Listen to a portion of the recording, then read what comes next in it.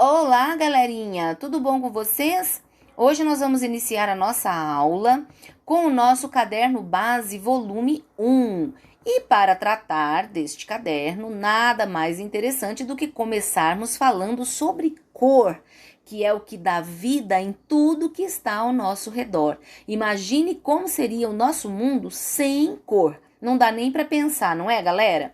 Então, nós vamos entender hoje um pouquinho mais sobre o estudo das cores. Quando a gente fala sobre esse elemento visual tão importante, a gente logo vem em mente um potinho de tinta, os lápis de cor que a gente usa na sala de aula, os giz de cera, não é verdade? Só que hoje nós vamos começar a compreender um pouquinho mais sobre o que é cor. E para entender um pouquinho mais sobre isso, nós vamos começar a diferenciar a cor luz e a cor pigmento. Mas o que seria isso? Conforme está escrito aí no nosso texto, a cor luz ela é formada pela emissão direta de luz, que a gente só consegue enxergar por causa da luz do sol. Se você apagar a luz de um determinado ambiente ou quando é uma noite bem escura, o que a gente enxerga? Tudo preto. A gente não consegue nem definir a forma, muito menos a cor, né?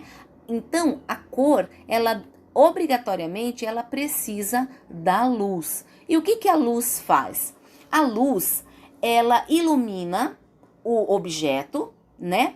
Que tem uma determinada pigmentação, né? Nós já vamos ver o que é isso, e ela reflete para os nossos olhos esse pigmento. Mas o que é o pigmento? O pigmento é aquela essência que existe na própria natureza. Por exemplo, se você está andando lá, faz de conta que você está andando ali na fazenda, no mato, você foi passear em algum lugar, ou mesmo no jardim da sua casa, e tem lá uma planta, e essa planta tem uma flor. A planta geralmente tem folhas verdes. Óbvio, tem plantas que têm folhas de outras cores, mas o básico. E aí tem uma flor amarela.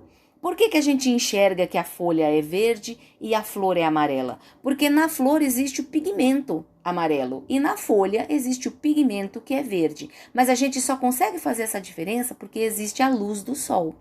Se não tivesse a luz do sol, tudo seria um escuro.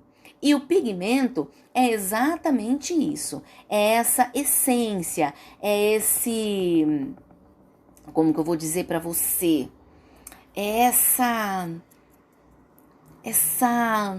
ai, perdeu a palavra agora, mas é essa essência, é esse extrato que existe em cada coisa que tem na natureza. Tanto que se você pegar uma folha e esmagar ela bem, vai sair um caldinho verde. Com esse caldinho você consegue pintar. Com esse caldinho você consegue tingir. Antigamente, quando o homem lá do tempo das cavernas não tinha tinta nem pincel, era isso que ele fazia. Ele macerava, ou seja, ele amassava determinadas coisas para conseguir ter pigmento para pintar lá na parede. Eram folhas, eles usavam muito sangue de animais também, excrementos. Por quê? Porque cada excremento tem uma cor diferente, né? E se você macetar bastante, por exemplo, um tipo de areia e colocar água, dali você vai ter uma cor. A água vai ficar com a cor daquela areia. Então, isso é o pigmento. E a gente só consegue perceber isso através da luz do sol. Certo, galerinha? Então, nós temos aqui algumas representações, né? Mostrando aí o arco-íris, como essa reflexão a gente consegue observar através aqui desse esquema. Certo? Vamos passar para a nossa próxima página, porque ela está falando sobre as cores primárias. Vamos fazer aqui uma revisão rapidinho das cores primárias e das cores secundárias.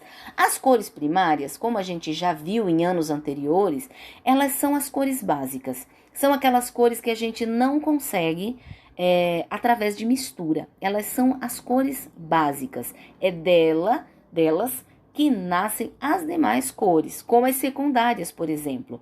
As cores primárias é o vermelho, o amarelo e o azul.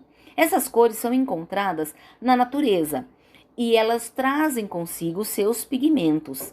Tanto que se você pegar qualquer outra cor e misturar, tentar encontrar vermelho, amarelo e azul, a gente não consegue. Mas se você fizer misturas com vermelho e amarelo, por exemplo, você vai obter uma cor secundária, que é o laranja, e assim por diante.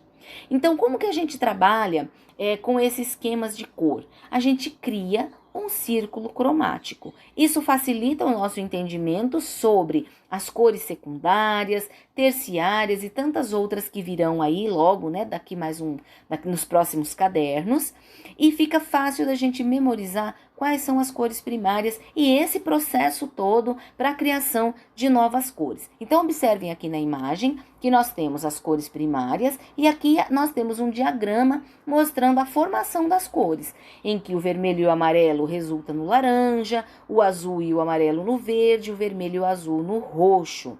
Certo, galerinha? E aí nós temos o textozinho para ler abaixo. Na página seguinte, nós temos um círculo cromático que é para vocês colorirem, é a nossa primeira atividade, né? Que está falando, inclusive tem aqui, olha, entre essas chaves, onde é para vocês colocarem a cor primária e o resultado dela. Então, por exemplo, se aqui no comecinho, no primeiro, né, nessa primeira chave eu coloquei minha cor primária como sendo vermelho e logo aqui na outra chave a minha cor primária eu coloquei o amarelo, eu aqui no meio eu vou colocar o resultado disso, o vermelho e o amarelo, que cor que resulta. Então é assim que vocês deverão fazer essa atividade. Outra coisa interessante é observarmos que alguns artistas trabalharam exclusivamente com cores primárias. É o caso de Piet Mondrian.